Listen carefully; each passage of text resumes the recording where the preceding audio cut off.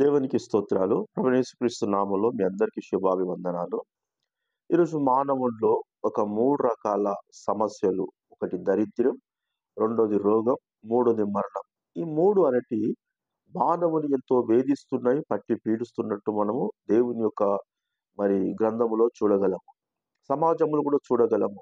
మానవునికి దరిద్రం అనేది మన భారతదేశంలో చాలా ఉంటున్నది. రోగాలనేటివి అనేకాలొస్తున్నాయి. మరణాలు కూడా ఎన్నో జరుగుతున్నాయి. కనుక దీని విషయములో మరి మనము దేవుని తెలుసుకున్న మనమందరము ఈ 3 విషయాలు ఏ విధంగా ముందుకు వాక్యానుసారంగా తీసుకెళ్లాలనేది మనము దేవుని యొక్క వాక్యానుసారంగా మనము గమనించుకుందాం. మార్కు సువార్త 1వ అధ్యాయము 35వ వచనంలో చూసినట్లయితే మనకు పరిచయం ఉన్న భాగమే. మార్కు సువార్త 1వ అధ్యాయం 35వ వచనములో ఆయన పెందలకన్నే లేచి ఇంకను చాలా చీకటిగా ఉండగానే బయలుదేరి అరణ్య ప్రదేశమునకు వెళ్ళి అక్కడైన ప్రార్థన చేయుచుండెను. యేసుక్రీస్తు ప్రభువారు ఈ లోకంలో శరీరధారిగా జీవించిన కాలములో యేసుక్రీస్తు ప్రభువారు అరణ్య పెందలకాడనే అంటే ఎర్లీ మార్నింగ్ లేచి ఇంకా చీకటిగా ఉన్నప్పుడే ఆయన అరణ్యములకు వెళ్ళి ప్రార్థన చేయుచుండెనట. కనుక దేవుని బిడ్డలారా, దేవుడు మనకు ఒక మాదిరి చూపిండు యేసుక్రీస్తు ప్రభువారు.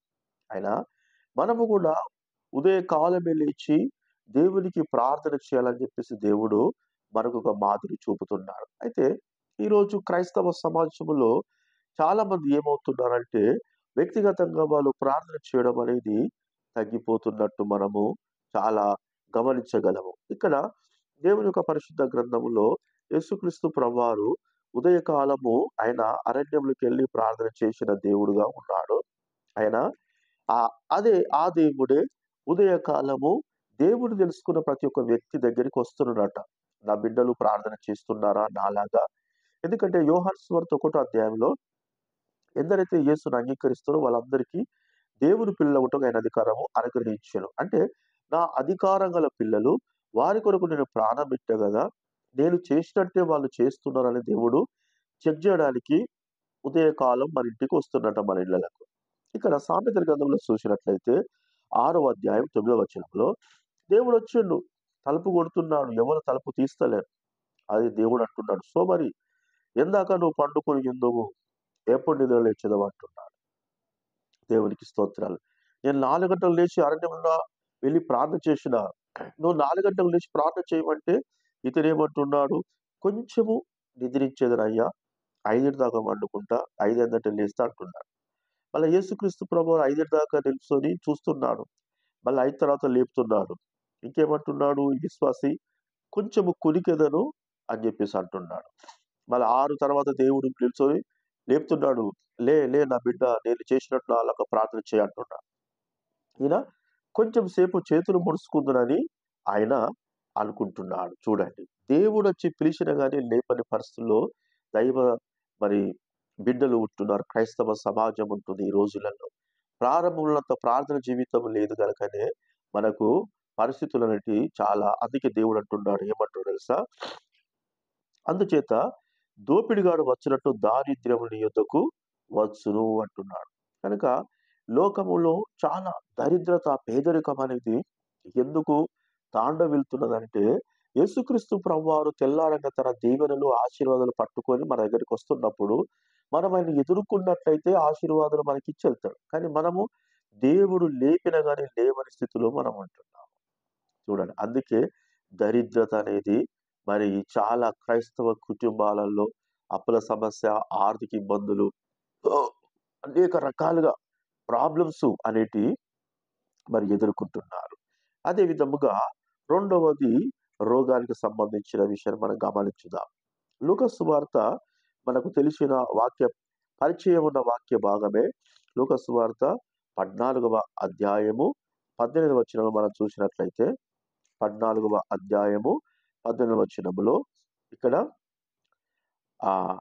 ఇక్కడ 15వ వచనంలో ఏముంటదంటే, దేవుని రాజ్యములో భోజనము చేయువాడు ధన్యుడని ఆయనతో చెప్పాను. విందు కాలమందు అతడు ఇప్పుడు సిద్ధమైన రండని పిలువబడిన వారితో చెప్పుటకు పంపిండు.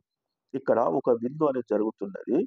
ఆ విందుకు సిద్ధమై ఉన్నది, ఇప్పుడు రండి అని చెప్పేసి, విందును భోజనం చేయడానికి రండి అని చెప్పేసి విందును సిద్ధపరిచిన వ్యక్తి పిలుస్తున్నాడు. అయితే 18వ వచనం చూసినట్లయితే వారందరూ ఏక మనసుతో నెపములు చెప్పసాగిరి. ఎవరి దగ్గరికైతే వెళ్లి ఈరోజు మరి మనకు ఆదివారం లేదా ఈరోజు శుక్రవారం మనకు ప్రార్థన ఉన్నది. మన దైవజనుడు వచ్చిండు, రెడీగున్నడు. ప్రార్థన స్టార్ట్ కాబోతున్నది అని మనిషి పోయి చెప్పుతున్నాడు. ఇప్పుడంటే ఫోన్ కాల్స్ లేదా ఎస్ఎంఎస్, వాట్సాప్ గ్రూప్స్‌లలో అయితుంటాంటది. కనుక అంత ఒరిజినల్‌గానే పోయి ఆయన చెప్పినా గాని అందరూ ఏం చేస్తున్నారట, ఏక మనసుతోటి నెపములు చెప్పుతున్నారు. సాకులు చెప్పుతున్నారు. ప్రార్థనప్పుడే సాకులు, పనులు. ప్రార్థనప్పుడు, ఆరాధనప్పుడే పనులుంటాయి. వేరే టైంలో గూడా పనులే ఉంటాయి. కనుక ఇక్కడ చూసినట్లయితే 2వ రాజుల గ్రంథము 5వ అధ్యాయము 5వ వచనం మనం గమనించినట్లయితే 2వ రాజుల గ్రంథము 5వ 2వ రాజుల గ్రంథము 5వ అధ్యాయం 5వ వచనములో ఇక్కడ ఎలీషాతో తన గెహాజీతో తన సందర్భాన్ని మనం గమనించవచ్చు. గెహాజీతో అంటున్నాడు. అంతటా ఎలీషా వానితో దేవునికి స్తోత్రాలు. 20వ వచనం ఒకసారి చూద్దాము. అతడు లోపలికి పోయిన తన యజమాని ముందర నిలవగా ఎలీషా వానిని చూచి, గెహాజీ నీవు ఎచ్చటి నుండి వచ్చితివని అడిగినందున. అంటే చూడండి, గెహాజీ అంటే దేవుని సన్నిధిలో ఎలీషా గారు ఉన్నారు. దేవుని సన్నిధిలో ఉండవలసిన ఈ యొక్క దాసుడు, సేవకుడు, విశ్వాసి బయటికెళ్ళిండు. బయటికెళ్ళి మళ్ళా ఏమి ఎరగనట్టొచ్చి నిలబడ్డాడు. నువ్వెక్కడికెళ్ళి వచ్చినావు అని చెప్పేసి దైవజనుడు అడుగుతున్నాడు. ఈయనేమంటున్నాడు, నేను ఎచ్చటికి పోలేదు అంటున్నాడు. చూడండి ఎన్ని అబద్ధాలు ఆడుతున్నారు క్రైస్తవ సమాజంలో.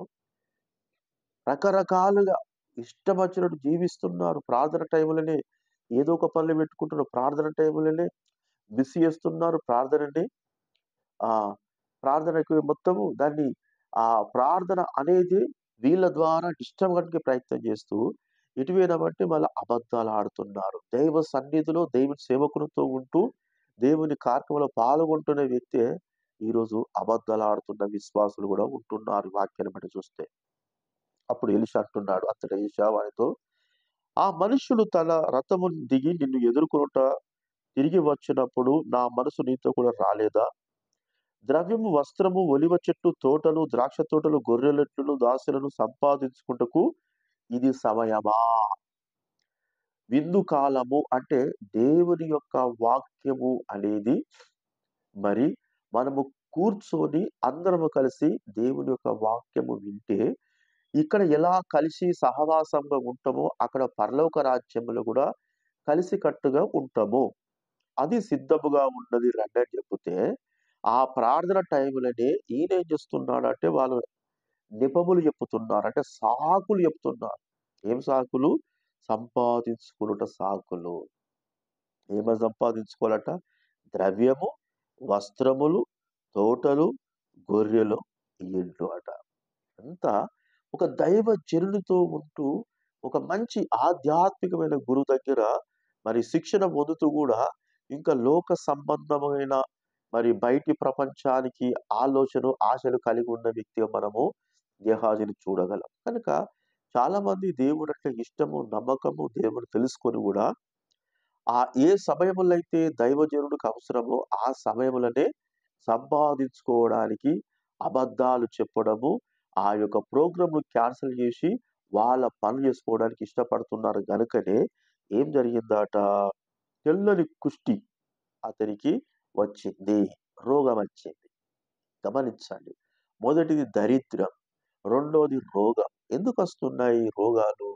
అంటే దైవజనునితోటే ఎదురుగా నిలబడి మా మాట్లాడుతున్నాడు భయం లేకుండా. ఇన్ని రోజులు చేసిన భక్తి అనేది చూడండి, ఈరోజు దైవ జనులంటే భయం లేకుండా, భక్తి లేకుండా విశ్వాసులకు అయిపోతున్నది. కనుక అలాంటి సంఘము భయంకరమైన స్థితికి దిగజారిపోతది. ఎందుకు ఈ యొక్క రోగాలొస్తున్నాయి అంటే, రోగాల కారణము దైవజనుడికి ఉండవలసిన సమయము ఉండక, ఇయ్యవలసిన సమయం ఇయ్యక, నెపములు చెప్పడము, అబద్ధాలాడము, సంపాదించుకోవడము, ఆదివారమే మంచి గిరాకీ, హ్మ్. శుక్రవారం అయితే కంపల్సరీ అక్కడికి పోవాలే. ఇదేనా? ఎప్పుడు మరి ప్రార్థన కూర్చుంటావు? నీ కొరకేమో దేవుడు పరలోకములో ఏ విధంగా ఉంటదో ఆ ఛాయ భూమి మీద ఆదివారపు ఆరాధన, దేవుడు సిద్ధపరిచి పెడతా అంటాడు. కానీ ఈ ఛాయను నువ్వు మరి నిర్లక్ష్యం చేసి, నీ కారణము జెప్పి, నీ పనికి నువ్వు పోతున్నప్పుడు ఇలాంటి పరిస్థితులు ఎదురైతా ఉంటాయి. కనుక నువ్వు వ్యక్తిగతంగా యేసు ప్రభు చేసినట్టు ప్రార్థన చెయ్యవు. మళ్ళా దేవుని యొక్క సహవాసానికి రమ్మంటే సహవాసానికి కూడా రావు. చూడండి అలాంటి పరిస్థితికి దిగజారిపోతున్నారు క్రైస్తవ విశ్వాసులు. అపోస్తల కార్యములు 5వ అధ్యాయము 2వ వచనం మనం చూద్దాం. అపోస్తల కార్యములు 5వ అధ్యాయము 2వ వచనం. అపోస్తులు 5వ అధ్యాయము 2వ వచనం మనం గమనించినట్లయితే ఇక్కడ ఆ అనని యొక్క మనుష్యుడు తన భార్య అయిన సప్పిరతో ఏకమై పొలం అమ్మెను. భార్య ఎరుకనే వాడు దాని వెల్ల కొంత దాచుకొని కొంత తెచ్చి అపోస్తుల పాదముల యొద్ద పెట్టెను. ఇక్కడ మరి మనకు అననీయ సప్పిరాలు ఎవరంటే ఇద్దరు కూడా భార్యాభర్తలు దేవుని నమ్ముకున్న విశ్వాసులే. ఇద్దరు కూడా భార్య ఒక్కతే నమ్ముకోవడం భర్తకు రక్షణ లేదనట్లేదు. భర్త ఒక్కడికే రక్షణ భార్యకు లేదనట్లేదు. ఇద్దరు సమానంగానే యేసుక్రీస్తు ప్రభువాన్ని అంగీకరించిన వ్యక్తులుగా మనము మరి చూడగలుగుతున్నాం. పేతురు ప్రసంగించినప్పుడు రక్షించబడ్డ గుంపులో వీరు కూడా ఉన్నారు. దేవునికి స్తోత్రాలు. అలాంటి వారు ఆ పేతురుతోటి ఎలా మాట్లాడుతున్నారంటే ఏమంటున్నాడు ఆయన? ఆ ఆ అప్పుడు పేతురు, నీ భూమి వెళ్ళ కొంత దాచుకొని పరిశుద్ధాత్మను మోసపుచ్చుతున్నావు అంటున్నాడు. దాచుకొని అంటే లేక కాదు, డబ్బు ఉన్నది, సమృద్ధిగా ఉన్నది, కొదవ లేకుండా ఉన్నది. దేవుడు నమ్ముకొని ప్రార్థన చేయించుకుని దేవుడు ఆశీర్వదించిండు. కానీ దేవునికి ఇచ్చే విషయంలో ఎలా జీవిస్తున్నారంటే ఉండేది ఉన్నా కూడా మరి ఆ యొక్క మరి అకౌంట్‌లో డబ్బులు కంపల్సరీ ఉంటాయి. తర్వాత ఇప్పుడైతే గూగుల్ పే, ఆ యొక్క ఫోన్‌పే, తర్వాత పేటీఎం, తర్వాత రకరకాల యాప్‌లు, బ్యాంకు అకౌంట్స్ ఇలాంటివి చాలా ఉన్నాయి. అందులో కూడా డబ్బులు ఉంటాయి గానీ, ఇచ్చేటప్పుడు మాత్రము చాలా తక్కువ ఇస్తా అంటారు. అందుకే పేతురు డైరెక్ట్ అంటాడు, ఇదేనా అంటున్నాడు. కనుక ఏమంటున్నాడు అక్కడ పేతురు? దాచిపెట్టి కొంత దాచుకొని, అంటే డబ్బులు ఉన్నాయి నీ దగ్గర, సమృద్ధిగా ఉన్నా గానీ ఎట్ట దాచిపెట్టుకుంటావు దేవునికిచ్చే విషయములో అని చెప్పేసి పేతురు అంటే పేతురు ఆ విశ్వాసి ద్వారా మరి అదే అతని బలహీనత ఆసరా తీసుకొని ఈయన లాభం పొంది డెవలప్ కావాలని దాని ఉద్దేశం కాదు. అందరికి ఈ యొక్క చెడు అభిప్రాయం చాలా మంది ఉన్నది. సేవకుడు డబ్బులు అడిగితే మా మీదనే బతుకుతున్నారు, మేమిస్తేనే వాళ్ళకు జీవితము, మేము ఇయ్యకుంటే వాళ్ళకు లేనే లేదు, నేను దాదిని అంటారు కానీ చాలా తప్పు అది. ఎందుకంటే దేవుని సేవకులు నిత్య రక్షణ అనేది వారి ద్వారా దొరికింది కనుక దేవునికి మనం ఇచ్చే విషయంలో యథార్థంగా నమ్మకముగా మనము సేవకుడు అడగక ముందే మనము ఇచ్చేసేయాలంతే. అది మనకు ఆశీర్వాదం ఉంటది. కానీ నేను కొంత దాచిపెట్టి కొంత తీసుకొచ్చిన తర్వాత ఏం జరిగిందట? ఆ డబ్బును కూడా ఈయన అనుభవించకుండా చచ్చిపోయిండు. చూద్దాం అక్కడ. నువ్వు మనుషులతో కాదు దేవునితో అబద్ధం ఆడితివని వారితో చెప్పాను. అనని ఈ మాటలు వినుచుని ప్రాణము విడువగా, అనని అట ఈ మాటలు వినుచుని ప్రాణం విడిచి చచ్చిపోయిండట. కనుక దరిద్రము, రోగము, మరణము ఎందుకు సంభవిస్తున్నాయి అంటే మానవుని అవిధేయత. మానవుడు అవిధేయత ఉంటున్నాడు. వ్యక్తిగత ప్రార్థన చెయ్యి, యేసుక్రీస్తు ప్రభువారు చేసిండు అని యేసు ప్రభువారు కూడా తెల్లారచ్చి లేపినా గానీ లేవట్లేదు. అదేవిధంగా సహవాసము కన్నా రండి, మరి ఆదివారం శుక్రవారం అంటే సహవాసానికి కూడా తగిన కారణాలు చెప్తున్నారు. సరే, దేవునికి ఇచ్చే విషయంలో నమ్మకం ఉన్నట్టుగా వాళ్ళు దేవునికి ఇచ్చే విషయంలో కూడా నమ్మకంగా ఇవ్వకుండా దాచిపెట్టుకొని మరి ఇస్తున్నారు. ఇక్కడ 1 కొరింథీ రాసిన పత్రిక 4వ అధ్యాయము 8వ వచనంలో, ఇది వరకే మీరేమి కొదవలేక తృప్తులైతిరి, ఇది వరకే ఐశ్వర్యవంతులైతిరి, మమ్మల్ని విడిచిపెట్టి మీరు రాజులైతిరి అంటున్నాడు. పౌలు భక్తుడు మాట్లాడుతున్నాడు ఏమని? మీకు కొదువ లేక తృప్తి అయితిరి, అంటే మీరు తృప్తిగా ఉండాలని మేము ప్రార్థన చేసినాము పాస్టర్లుగా, దైవజనులుగా. అయితే ఇప్పుడు మీరు ఐశ్వర్యవంతులైతిరి అంటే మీకు డబ్బు ఉన్నది, కానీ మమ్మును విడిచిపెట్టి మీరు రాజులైతిరి. మేము డెవలప్ వాళ్ళని కోలేగాలని అని మీరు డెవలప్ వాళ్ళని మేము కొడితే మీరు రాజులై కూడా ఇంకా సగం దాచిపెట్టుకుని సగం ఇస్తున్నారు. 1000 రూపాయలు ఉండగా 100 ఇచ్చుడు, 1000 రూపాయలు ఉండగా 1000 రూపాయలు ఇచ్చుడు, 1000 రూపాయలు ఉన్నా కూడా 10 రూపాయలు ఇచ్చుడు. అందుకే మరి దరిద్రము, రోగము, మరణం అనేది సంభవిస్తున్నది. అందుకే దేవుడు మాట్లాడుతున్నాడు. సామెతల గ్రంథములో ఒక మూడవ సామెతల గ్రంథము సామెతల గ్రంథములో మనకు దేవుని యొక్క పరిశుద్ధ గ్రంథములో 3వ అధ్యాయంలో, నా కుమారుడు నా ఉపదేశం మరవకము, నా ఆజ్ఞలు హృదయపూర్వక గైకొనము, అవి దీర్ఘాయువును సుఖజీవిత గల సంవత్సరములు శాంతి నీకు కలుగును అంటుంది.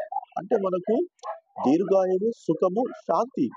కనుక దీర్ఘాయువు అంటే మరణ భయం లేకుండా బతకడం, సుఖము అంటే దరిద్రం లేకుండా ఉండడం, రోగం అంటే శాంతిగా బతకాలంటే దేవుని యొక్క మాటలు మనము హృదయపూర్వకంగా వినాలి.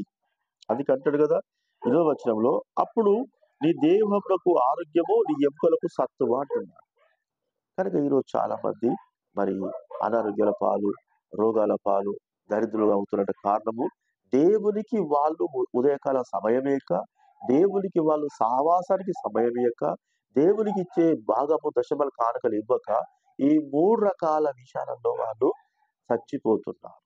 కనుక మరి మనం ఇప్పటికైనా దేవుని యొక్క వాక్య ప్రకారంగా మనం మనం మన సొంత బుద్ధిని ఆధారం చేసుకోకుండా దేవుని యొక్క ఉపదేశమును హృదయపూర్వకంగా గైకొని మనము సుఖము, శాంతి ఆ మనము ఆ సుఖము, శాంతి, దీర్ఘాయువు ఈ మూడింటిని మనము పొందుకోవడానికి ప్రయత్నం చేద్దాం. కొద్ది మాటలు ప్రభువుని దీవించునుగాక. ఆమేన్.